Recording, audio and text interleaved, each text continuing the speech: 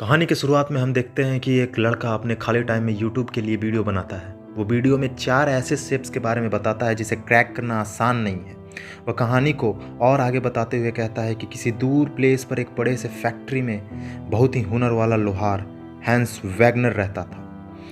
वह बहुत मेहनती और अपने कम्युनिटी का एकमात्र पिलर था, जब तक कि उसकी वाइफ और उसके बेटे दोनों की आकस्मिक मृत्यु न हो गई हो। अपने ढलते उम्र के साथ साथ उन्होंने अपने टाइम को ऐसे कामों में लगा दिया जो आज भी इतिहास के पन्नों पे दिखने को मिलता है। उन्होंने 4 ऐसे स्टेप्स का एक सीरीज बनाया जो हर एक स्टेप एक एक ओपेरा से रिलेटेड था, जो कि द रिंग साइकिल से लिया गया था। द रिंग साइकिल कंपोज्ड किया गया था उस समय के महान कंपोजर रिचर्ड वैगनर के द्वारा। हैंस वैगनर ने चारों स्टेप्स का नाम कुछ इस तरह से रखा था। पहला द रिंग गोल्ड, दूसरा द वैल्करी, तीसरा द सिगफ्रीड, चौथा द गटरडेमोरिंग, जिसे ट्विलाइट ऑफ द गॉड भी कहा जाता है। हैंस वैगनर के लिए लॉक्स सेप्स एक पजल था, ऐसा पजल जिसे वही खोल सकता है जो सच में इस सीक्रेट्स का असल मायने में हकदार हो। वैगनर कहते हैं अगर कोई इस सेफ्स को फोर्सफुली खोलना चाहेगा तो इसके अंदर जो कुछ भी होगा वह सारा का सारा खत्म हो जाएगा, तबाह हो जाएगा। लेकिन वैगनर का काम अभी खत्म नहीं हुआ था। उसे एक और सेफ्स बनाना था जिसमें वो अपने दर्द और दुख को अंदर ही समेट कर रख सके। लोगों ने उस सेफ को खोलना चाहा लेकिन खोल नहीं पाए, जिसमें वैगनर अपने आप को और अपने लाइफ के पेन और सौरों को बंद कर लिए थे। सेफ को खोल ना पाने के कारण लोगों ने उसको बेकार समझकर उसे समुद्र में फेंक दिया और उनके किए हुए कामों को भी भुला दिया गया। The ring gold, the Valkyrie, the Siegfried, ये तीनों सेफ्स अफवाहों की तरह आज भी सर्कुलेट होता रहा है। पर इस सेफ क्रैकिंग वर्ल्ड में इन सेफ के लोकेशन अभी तक मिस्ट्री था। पर गटरडेमोरिंग के बारे में कोई नहीं जानता था कि ये किस चीज़ से बना है। वो अपने वीडियो को एंड करता है और उसे अपलोड करता है और पास ही पड़े एक लॉक को सिर्फ 8 सेकंड में ही खोल देता है और मुस्कुराते हुए खुद को शाबाशी देता है। सेबेस्टियन जर्मनी के किसी बैंक में काम करता है। यह उसका एकमात्र काम है जिसमें उसे अपना फुल टाइम देना होता है। वह अपने फुल टाइम वाले जॉब में खुश नहीं है, पर और कोई ऑप्शन भी नहीं है। और दूसरी तरफ ज़ॉम्बीज़ का आतंक पूरे कंट्री के मनोदशा को हिलाए हुए है। सेबेस्टियन के लाइफ में कोई दोस्त और कोई गर्लफ्रेंड नहीं है। वह अकेला रहता है और अकेले ही लंच टाइम पर लंच करता है। एक बार वह लंच करने के बाद अपना लैपटॉप निकाल कर यूट्यूब चेक करता है। वैसे तो उसके वीडियोस पर 0 व्यूज़ होते हैं, पर इस बार उसके डाले गए वीडियो पर 1 व्यू के साथ किसी के द्वारा कमेंट भी किया हुआ होता है। वह उसे देखकर खुश हो जाता है और कमेंट पढ़ता है। कमेंट में लिखा होता है कि अगर आप अपने हुनर को दिखाना चाहते हैं तो शाम 8 बजे सेंट बर्लिन के लीपजिगर के बैक डोर के पास आ जाना और पासवर्ड है गटरडेमोरिंग। सेबेस्टियन वहाँ पर ट्रेन पकड़कर जाता है और बैक डोर की ओर बढ़ता है, जहाँ पर एक गार्ड खड़ा होता है। सेबेस्टियन गार्ड को पासवर्ड बताता है और अंदर चला जाता है। वहाँ पर एक टेस्ट चल रहा होता है जिसमें दिए हुए समय सीमा के अंदर सेफ्स को क्रैक करना होता है। सेबेस्टियन भी इस टेस्ट में शामिल हो जाता है। पहले लेवल में वह लॉक को क्रैक करता है और नेक्स्ट लेवल के लिए बढ़ चलता है। सिर्फ 4 को नेक्स्ट लेवल में लाया जाता है।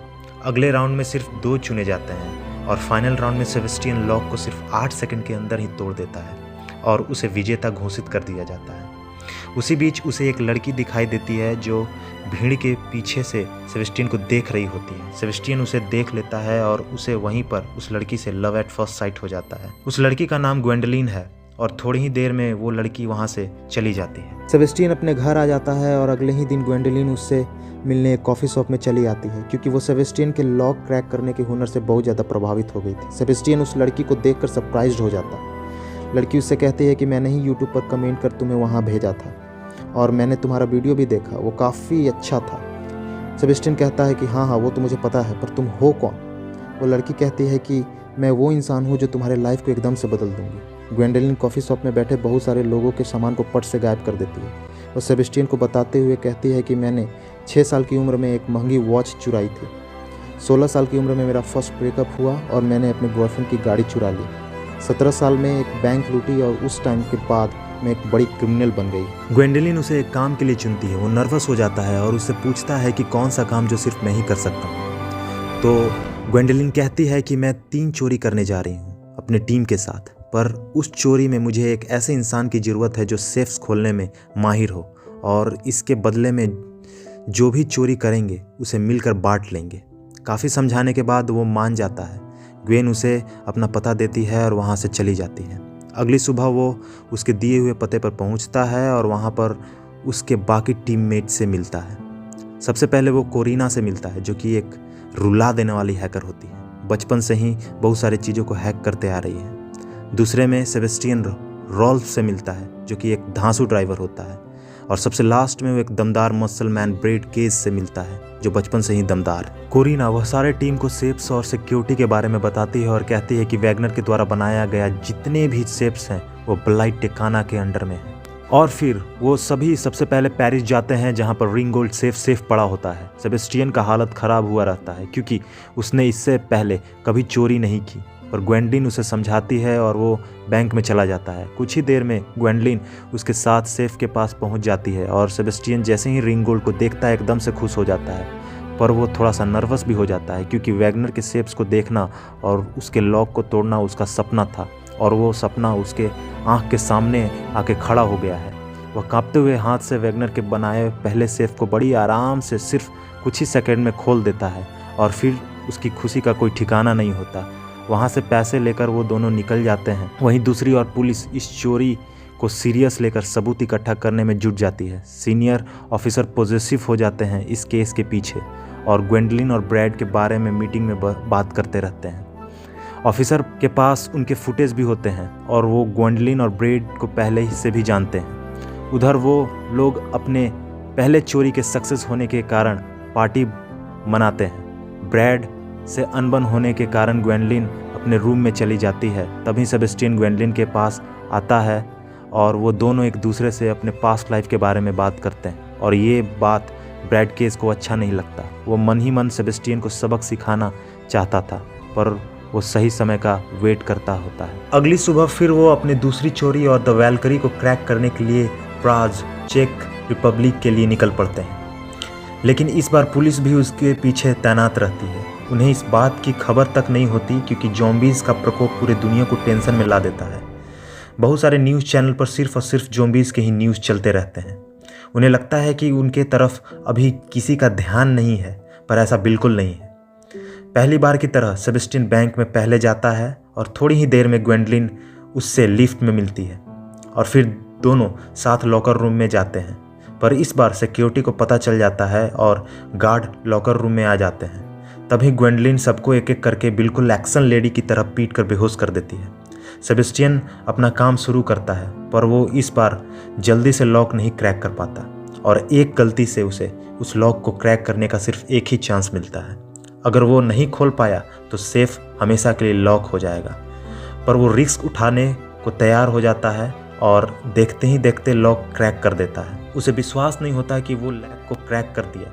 टाइम कम होने के कारण ब्रैड बैंक के अंदर आ जाता है और हाईजैक कर लेता है ताकि सेबेस्टियन और ग्वेंडलिन को टाइम मिल सके वहाँ से निकलने का। दूसरी ओर पुलिस अपने टीम के साथ अपने ऑफिस से निकल जाते हैं। ग्वेंडलिन, सेबेस्टियन और ब्रैड वहाँ से निकल जाते हैं। ब्रैड ग्वेंडलिन को तो खींच लेता है पर सेबेस्टियन को छोड़ देता है। ग्वेंडलिन को काफ़ी गुस्सा आता है ब्रैड पर, लेकिन पुलिस से पकड़ा जाने के डर से वो वहाँ से चले जाते हैं और सेबेस्टियन को पुलिस पकड़ने लगता है। बहुत मशक्क़त के बाद वो पुलिस के नज़रों से बच निकलता है। उधर ग्वेंडलिन ब्रैड को काफ़ी डांटती है और गाड़ी को रुकवा कर उस गाड़ी से उतर जाती है। उसके साथ साथ कोरिना भी उस गाड़ी से उतर जाती है। वो दोनों सेबेस्टियन के घर में घुसकर टेबल के पास शांति से बैठी हुई होती है। तभी सेबेस्टियन अपने घर आता है और अचानक उन दोनों को देख वो डर जाता है और तो और गुस्सा भी बहुत करता है, पर वो दोनों उसे मना लेते हैं और अगली चोरी का प्लान बनाते हैं। उसी रात सीनियर पुलिस ऑफिसर यूट्यूब पर सेबेस्टियन का वीडियो देखकर सेबेस्टियन के बारे में पता कर लेता है। अगले ही दिन रात को वो सेंट मॉरिट्स स्विट्जरलैंड में चोरी करने और सिगफ्रीड सेफ को क्रैक करने पहुंच जाते हैं। वो सीनियर पुलिस भी अपने सर्विलियंस टीम को पोजीशन पर रहने के लिए ऑर्डर देता है। सीनियर ऑफिसर बैंक के हेड को पहले ही फ़ोन करके सेफ को वहाँ से दूसरी जगह शिफ्ट करने के लिए बोल देता है, पर जिस गाड़ी में सेफ को दूसरी जगह ले जाना था उस गाड़ी पर ग्वेंडलिन अपना कब्जा कर लेती है और सेबेस्टियन गाड़ी के अंदर ही सेफ को क्रैक करना स्टार्ट कर देता है। दूसरी ओर कोरिना को पुलिस पकड़ लेती है, पर कोरिना पहले ही ग्वेंडलिन को सचेत कर देती है। ब्रैड ग्वेंडलिन को ट्रैक कर वह कहाँ है उसका पता लगा लेता है और उसके पीछे निकल चलता है। पुलिस भी कोरिना को इमोशनल हैरेस करके ग्वेंडलिन के बारे में पता कर लेते हैं और वो भी उसके पीछे निकल पड़ते हैं। रास्ता टेढ़ा मेढ़ा होने के कारण गाड़ी में सेफ को खोलने में सेबेस्टियन को काफ़ी दिक्कत हो रहा था और ऊपर से ग्वेंडलिन गाड़ी को स्पीड कर देती है, जिससे परेशानी और भी बढ़ जाती है। कुछ ही मिनटों में वो सेफ को क्रैक कर देता है और जिसे सुनकर ग्वेंडलिन काफ़ी खुश हो जाती है। एक जगह गाड़ी रोककर वो दोनों पैसे निकालते हैं, पर वहाँ ब्रैड आ जाता है और उसके चुराए सारे पैसों को मांगने लगता है, पर ग्वेंडलिन उस पर गन तान देती है और उसको गाड़ी के पास हाथ में हथकड़ी डालकर गाड़ी के साथ लॉक कर देती है और फिर वो दोनों ब्रैड की कार लेकर वहाँ से निकल जाते हैं। पुलिस भी वहाँ पहुँच जाती है, जहाँ ब्रैड और रोल्फ दोनों बंधे पड़े होते हैं। सीनियर ऑफिसर ग्वेंडलिन और सेबेस्टियन के पीछे लग जाता है और बाकी ऑफिसर ब्रैड और रोल्फ को पकड़ कर ले जाते हैं। ग्वेन और सेबेस्टियन जैसे स्टीमर पर बैठते हैं तभी वहाँ पर सीनियर ऑफिसर आ जाता है और दोनों के ऊपर गन तान कर उसे रोकने की कोशिश करता है, पर ग्वेन भी गन तान लेती है और कहती है कि सेबेस्टियन को जाने दो और इसके बदला मुझे ले जाओ। वो कहती है कि इस चोरी में सेबेस्टियन का कोई हाथ नहीं, वो सिर्फ मेरे कहने पर इसने चोरी की है। ऑफिसर मान जाता है और सेबेस्टियन को जाने देता है। सेबेस्टियन भारी मन से वहाँ से चला जाता है। इस कहानी का अंत बड़े ही निराशाजनक है, लेकिन निराशा में आशा ढूंढना हमारा काम है, इसलिए इस कहानी का अंत यहाँ नहीं, द आर्मी ऑफ डेड में होगा। तब तक के लिए इस चैनल को अपना प्यार देते रहें, लाइक करते रहें, कमेंट करते रहें और हाँ, सब्सक्राइब करना ना भूलें, क्योंकि आपके ये सब करने से हमें और भी वीडियो बनाने का प्रेरणा मिलता है। Good bye and take care.